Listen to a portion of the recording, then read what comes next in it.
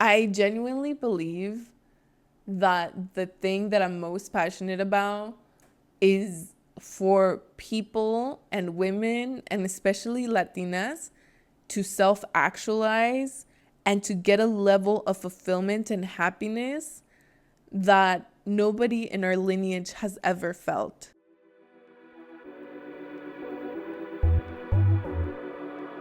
Welcome to Empowermente, the headquarters of personal empowerment. Testing, one, two, three. Oh my gosh, guys. Getting to record this episode was the hardest thing ever. Oh my gosh. I get like, I want to cry. I get like overwhelmed and overstimulated just trying to set this shit up. Um, Happy Monday to you. So I have been doing so much and I haven't been able to get ahead in creating content. And I did a to-do list of the things that I had to do, and it was literally like 60 things to do from last week. And I've gotten about 10 done every day. And, or ponle tu cinco cosas. But oh my gosh, yeah, it's just been like a lot in the best way possible. I was feeling a bit frustrated because I hadn't gotten brand partnerships in a while. And then I was like, universe, please bring me work. And oh my God, I'm just like super flooded right now. All good stuff. I'm doing several partnerships for voting and encouraging my audience to vote. So you'll see that come through. I have a campaign with Vote Like a Madre, and it's a campaign dedicated to talk about how we really should be thinking about sustainability and how climate change is a thing that we should have in top of minds. And I mean, like, if there's no change in the way that we're doing things right now, there's going to be no us, you know? So that's one partnership that I'm doing. I'm doing a few more with Pulso, which is the organization that I create the most content with. And I'm doing a few videos on vote411.org, which is a website where you can find all your candidates and proposals in, ¿sí se llaman proposals? Yeah, proposals um, in one place. So you just put your address. So you just type your address and it gives you everything that you need to know. Um, and yeah, actually, creating content is so time consuming. And, you know, I think when I really was the best content creator that I could be, I spent like basically 3 hours a day doing it. And, you know, I've tried so hard to get back into it, but I've chosen to prioritize other things that can bring me more money and income quicker. But, you know, I'm going to get back into it. Just watch. Just give me a few more weeks and I'll get back to it. And so, anyway, yeah, that's what's been on my mind. Today, I went in a very nice brunch, and I'm wearing this cute outfit. And one of the things that always makes me feel really good about myself is when I get ready, because look at how cute I look. Ha. Y estoy bien llena con mi comida china. Oh my gosh, it's kind of like mine and Jose's like ritual now. Every Sunday we order takeout from this place that's like a block away from our apartment, and it's delicious. The quote that I want to share with you is a 3-letter quote that I never quite understood a few years ago, but it makes sense. And the quote is, rejection is redirection. And I love it because it's very simple. Just because you get rejected in something doesn't mean that you're not meant to have something like it or even something better. And you'll find that most of the time that we can't even imagine the things that are out there for us. And all we have to do is just trust the universe and trust God that there is something out there that's way better for us. And I share that because, you know, I updated you that I closed my enrollment to my group coaching program. And there was, you know, a few women that were hesitant to join. They just didn't feel like ready for it. And Then there was also women that weren't a fit to work with me in a group, but they were a fit to work with me one-on-one.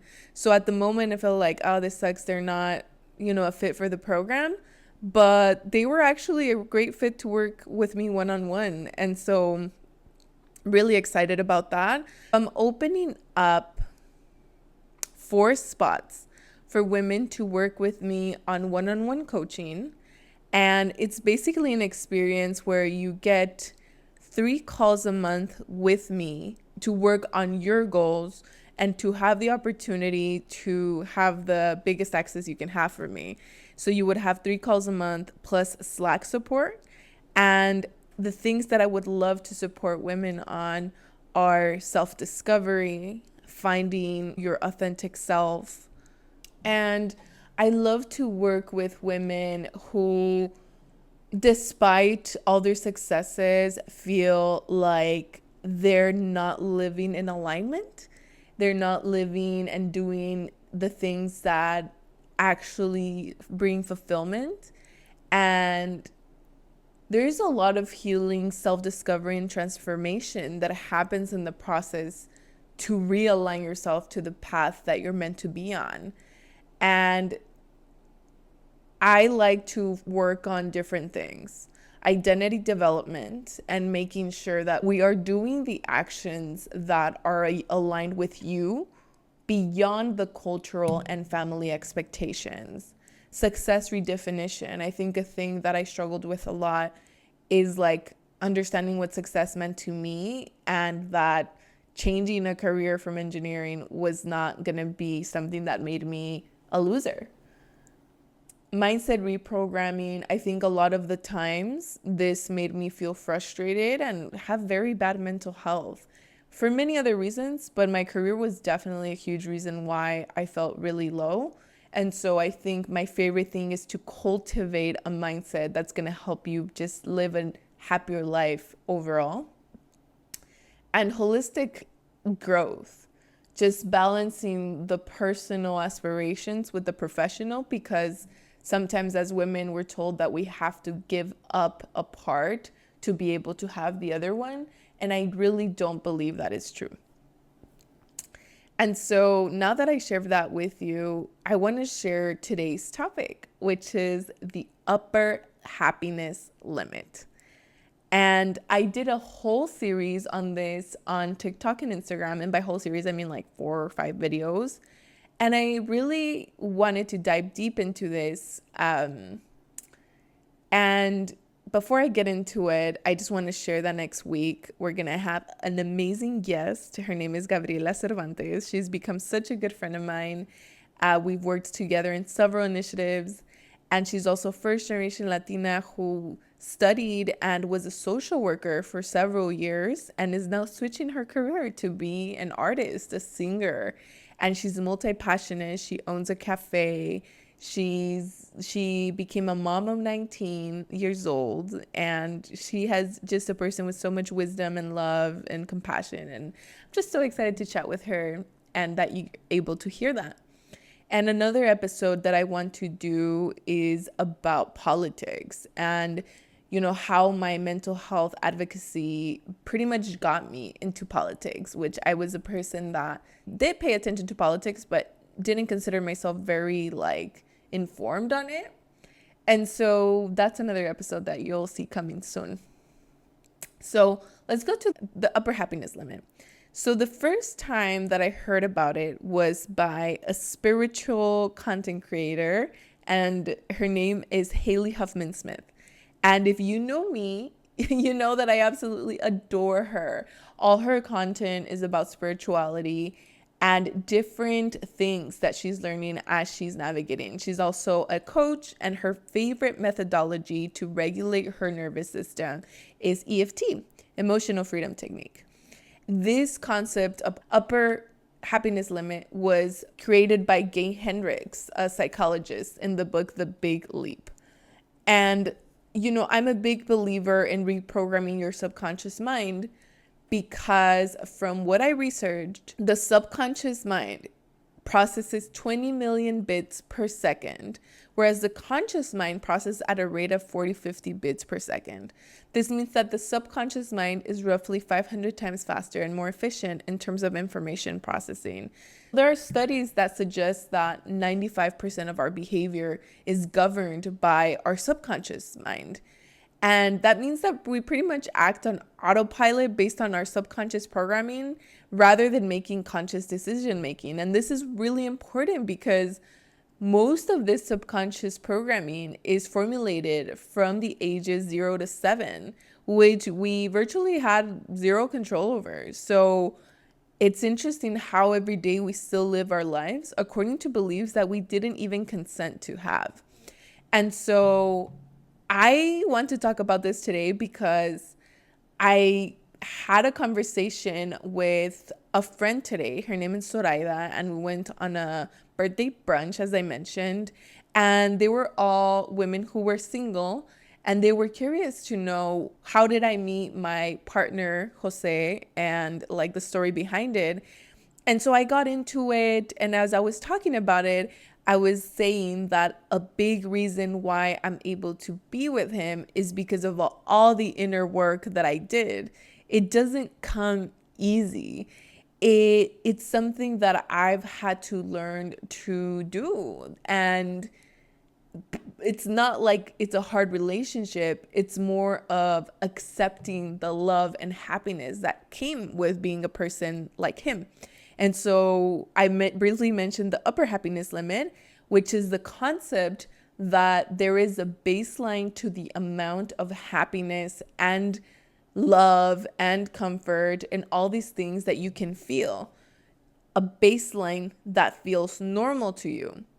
And whenever you pass that baseline and you start getting into higher limits of happiness and comfort and all these things, your body and your brain is so uncomfortable by it that you will do everything possible to get you back to that baseline of normal to you, which sucks because usually that normal is way lower than other things that you have experienced or than these new experiences you're having. And the way that it gets you back to the normal is basically by self-sabotaging you with your thoughts. And so this is something that has been such a transformational topic for me because it's what I've had to do to be able to live the life that I'm living, to be an entrepreneur, to be free of my time, to be free of the money, to be free to love somebody that loves me back, and to be truly happy.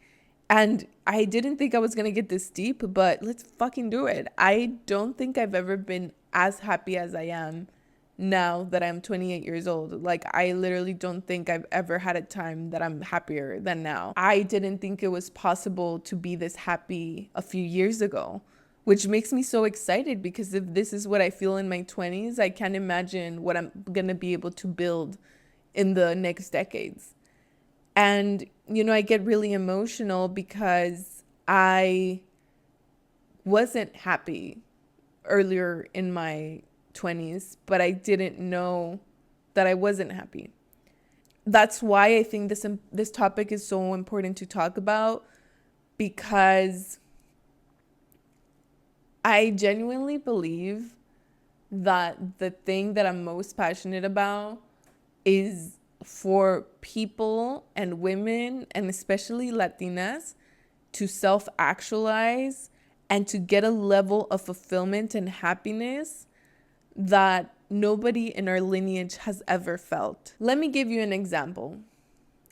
Let's just say that you're extremely happy in your relationship, and then you have a great day and everything's going amazing. You go out to dinner, and out of nowhere, you pick a fight with your partner, which ruins the whole night. And then now you are not in a good place with them. And you might think, oh, well, they did this thing.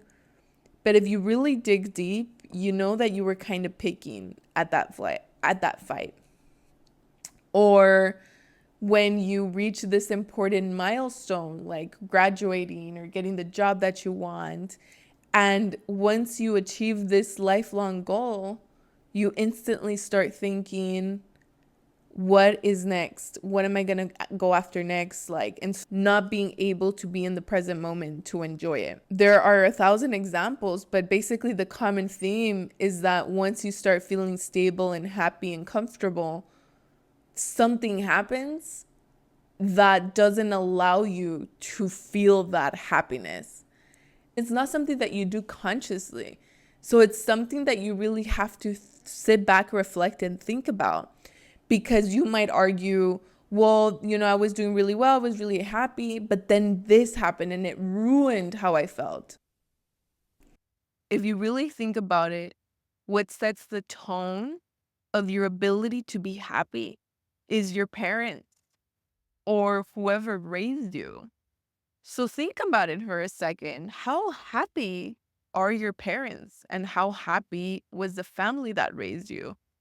And, if you're a really healthy person emotionally, then you probably don't have so much of an issue with this. Even people that were raised in a very healthy household, they have their limits because it's not so much of happiness, but like other emotions, like being in the spotlight or being successful.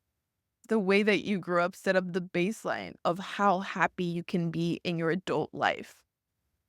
And that's why it's so important to be in the person who is aware and conscious of your subconscious beliefs. The first step to really be able to have a higher cap in how happy you're able to be is to take radical accountability and responsibility for it, for your own happiness, for your own success, for your own life, and acknowledge that how difficult it was. And especially when external circumstances that are out of your control shape the way that you feel and the way that you live your everyday life. And this is not about denying the hard experiences that you had, rather recognizing the power that you have to view any situation in a different way. And I'm going to discuss some of the ways that Gay Hendricks encourages us to be able tap to be able to tap into more happiness. And after taking radical accountability, which is my tip, and responsibility, his tip is to become aware of situations that are to have an excuse to bring the a self-sabotaging mindset.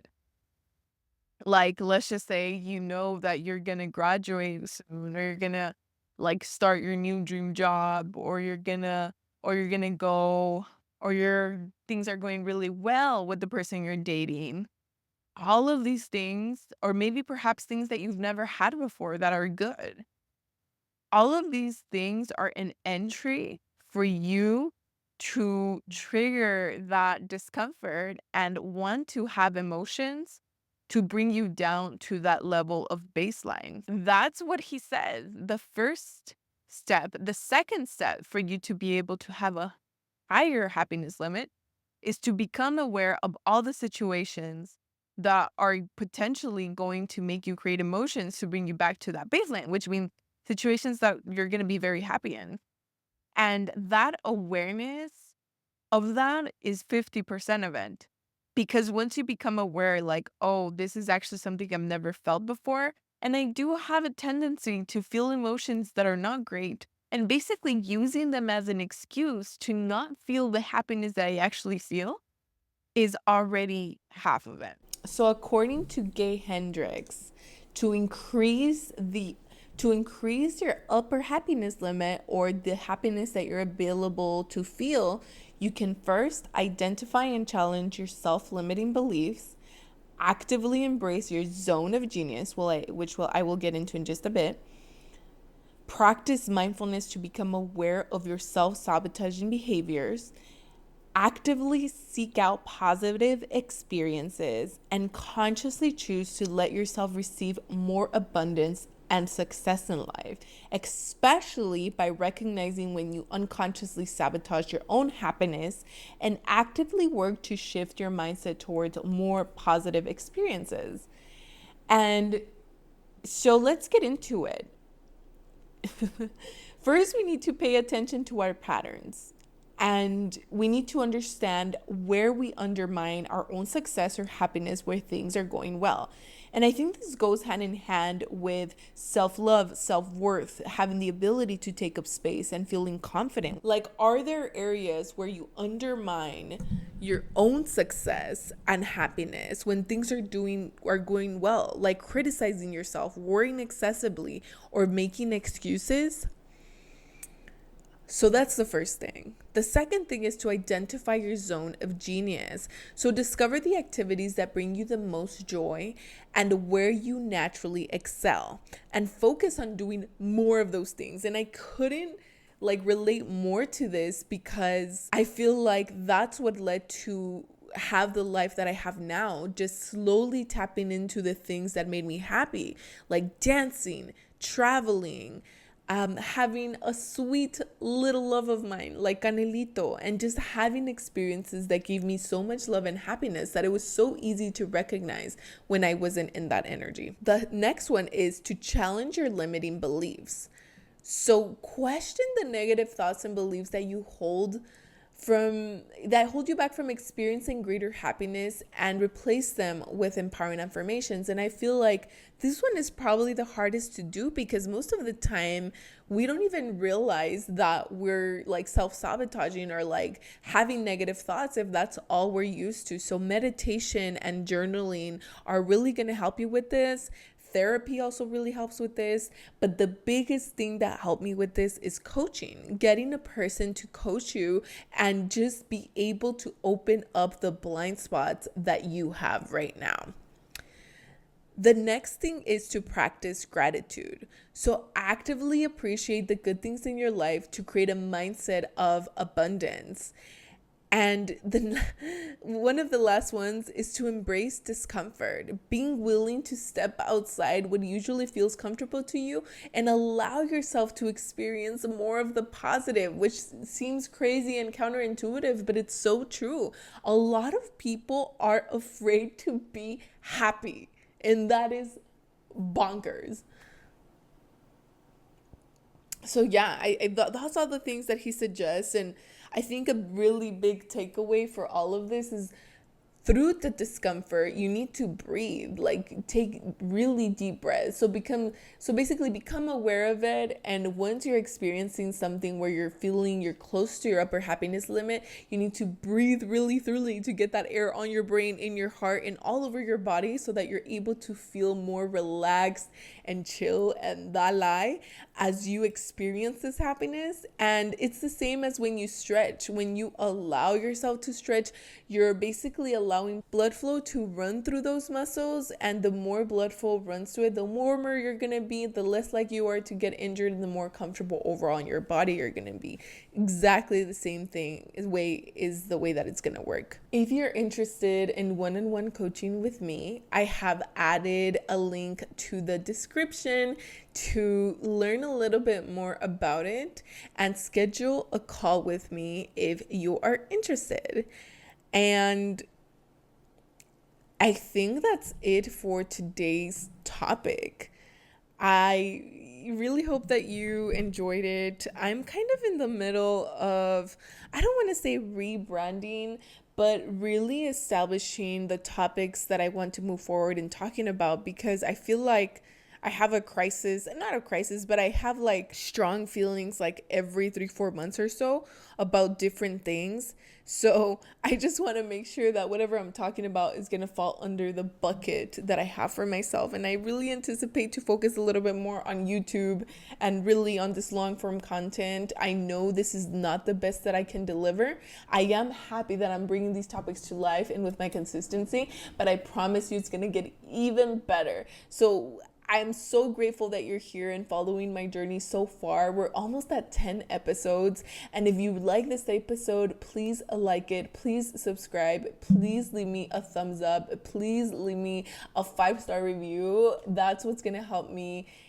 grow my audience and grow my business. So thank you so much for being here. I appreciate so much, and I cannot wait for you to unlock a level of happiness that you have never seen before.